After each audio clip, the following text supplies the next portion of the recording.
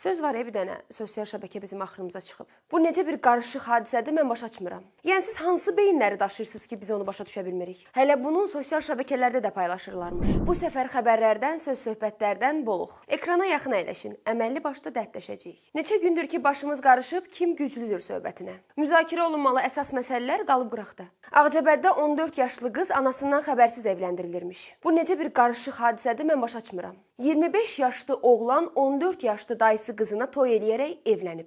Qızın anası bilməmiş ola bilər, amma atası, nənəsi ki bilirmiş, hətta toyunda da iştirak eləyiblər. İndi də məhkəmənin qərarı ilə bu dırnaqarası təzə bəyə 1 il 2 ay həbs cəzası verilib. Adam niyə 14 yaşlı qızının, qız da yox, körpəsini belə çölə atsın? Lap atası, nənəsi qızı verməyə razıdır. Yaxşı, qız özü də evlənməyə razıdır. Bəs sən 25 yaşlı bəy 14 yaşlı uşaqla necə evlənə bilirsən? Yəni siz hansı beyinləri daşıyırsınız ki, biz onu başa düşə bilmirik? Elə bu xəbərin üstünə bir xəbər də deyim sizə. Almaniya parlamenti uşaq pornoqrafiyasını izləmək, yükləyib özündə saxlamağın cinayət hesab olunmaması qərarını qəbul edib. Bu qaydadan məmnun qalan Almaniya pedofil haqları hərəkatı yeni tələb irəli sürüb. Deyiblər ki, evlilik yaşında 12-yə endirin. Bir pedofil haqları qalmışdı, onu da yavaş-yavaş gətirirlər gündəmə. Birazdan deyəcəklər ki, onlar da insanda, onların da haqqı var. 12 yaşlı uşağa da tamah salan insana haqq qazandırmayın. Hər şey ideoloji bir ad tapıb mahiyyət yükləməkdə tərk edin. Ondansa heyvan haqlarını qoruyun. Naxçıvanda it boğuşduran, onlara işgəncə verən şəxs saxlanılıb.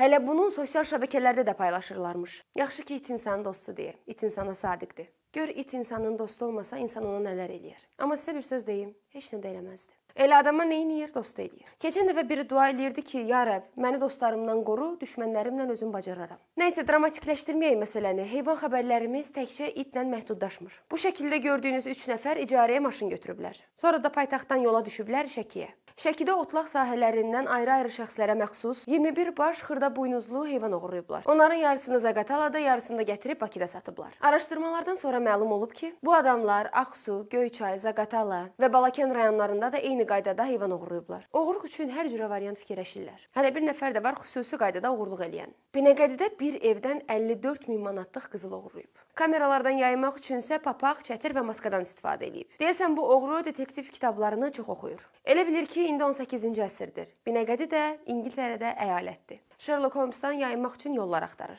Birincisi, bu ağılla Sherlock'dan yayına bilməzdi. İkincisi də ki, indi hansı dövrdür ki, maska almasan. Adam az qala bürcü ilə təyin edirlər ki, sən kimsən. Bu oğurluğa işlətdiyiniz enerjini başqa ağıllı bir işə sərf eləsəydiniz, indi ciddi uğurlarınız var idi. Elə bir dövrə gəlib çatmışıq ki, insanlar əziyyət çəkmədən pul qazanmaq istəyir. Amma da oğurluq yox da.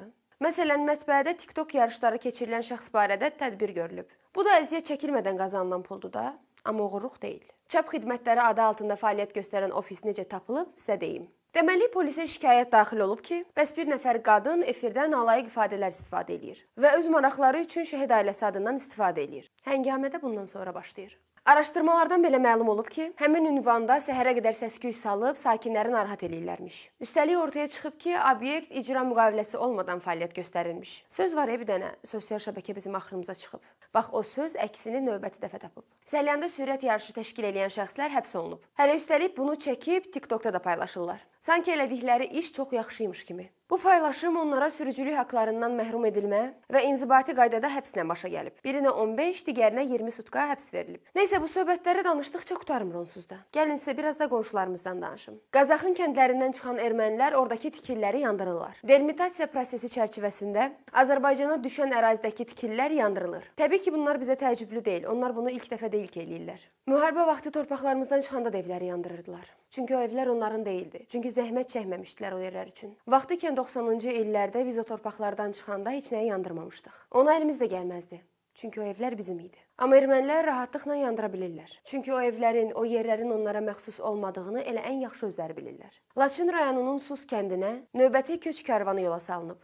Bu dəfə ümumi 39 ailədən ibarət 140 nəfər köçürülüb. Bugünə kimi Laçına 59 ailə köçürülüb. İndi o insanlar öz evlərinə qayıdırlar. Bir dənə də sizə Xocalıdan son görüntüləri göstərim. Təpədən dırnağa Xocalıya geri dönmək bax budur. Çox keçməz oradakı ərazilərin gözəlliyini bütün dünyaya çatdırarıq. Hələ bir dənə tam hamı yerləşsin, qalanı asandır. Bu elə bir xəbərdir ki, gündə 10 dəfə də eşitsən, yorulmursan. İdeologiyadan, inancdan asılı olmayaraq vətən məsələsində hamımız eyni hissləri daşıyırıq.